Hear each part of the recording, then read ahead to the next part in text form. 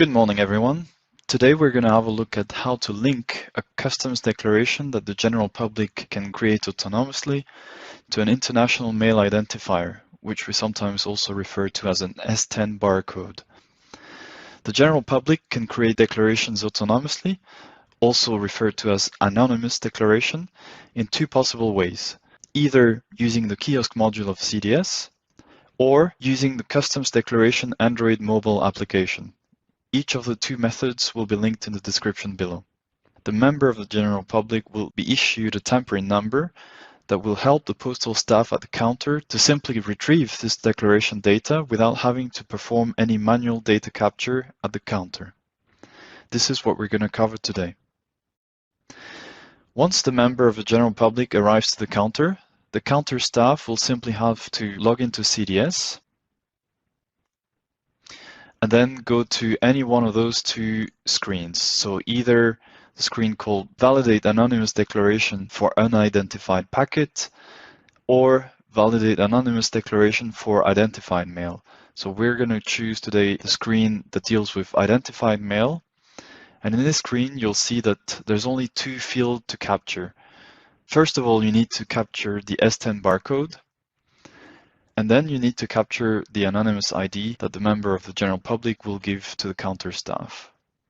Once both of those IDs are captured, you simply press Store and you get a message confirming that the anonymous declaration with such ID has been successfully validated in CDS.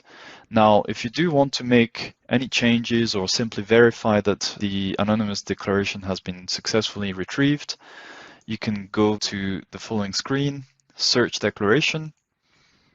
This is an optional step, and then search for the declaration that you've simply linked a minute ago, and there it is.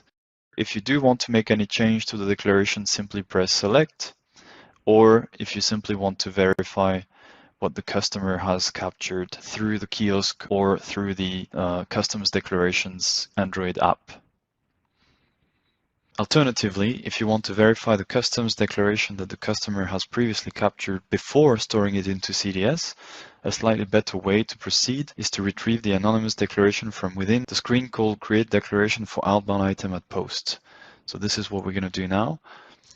You first supply the item identifier, the S10. Then you would press this button, Fill from Anonymous Declaration, and you'd capture the anonymous declaration ID.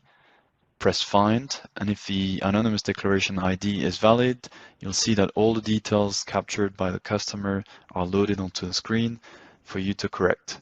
So the advantage of this technique is that you get to correct any mistake before actually pressing the final Store button. So either you press the button Store or you press the button Store and Print CN23 in case the customer hasn't got a printer at home and you want to print the declaration on paper for him. Now, when you do so, you'll see the list of prohibition and restriction for the destination country on screen for you to perform any checks, and then you can decide whether or not to continue. Now, the fact that the demonstration used the front end of the CDS system at the counter does not necessarily mean that it is the only method to link anonymous declarations to an S10. Indeed, you can also use your own counter automation software and make a call into the CDS API, as we're going to cover now. So here you see a free software that I'm using to make web services calls into the CDS API. That call will be made by your counter automation software, but in my case I want to make it very visual, so I'm using this particular software in which you'll see the argument that I'm making to place the web service API. When you do place the call, please do not forget to enable the WSA addressing and then the address to, those two checkboxes. Then you supply the security token that you'll find inside of CDS. This is located at the Manage Organization Preferences screen. Right here, this is the security token. If you don't have any, simply press New and don't forget to store that new security token by pressing the Store button down at the bottom of the page.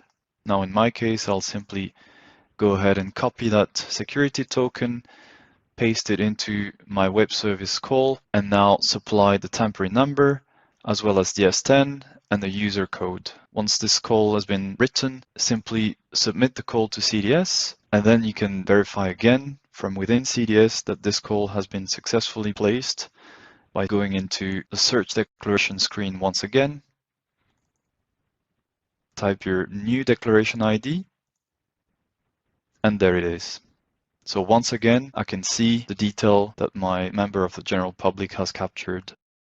There are two methods to place web services calls within CDS. You can either use the SOAP methodology or you can use the REST methodology, and I'll provide the data in the description below. You have now successfully linked an anonymous declaration with an S10 using the CDS front end and the CDS APIs. Thanks for watching.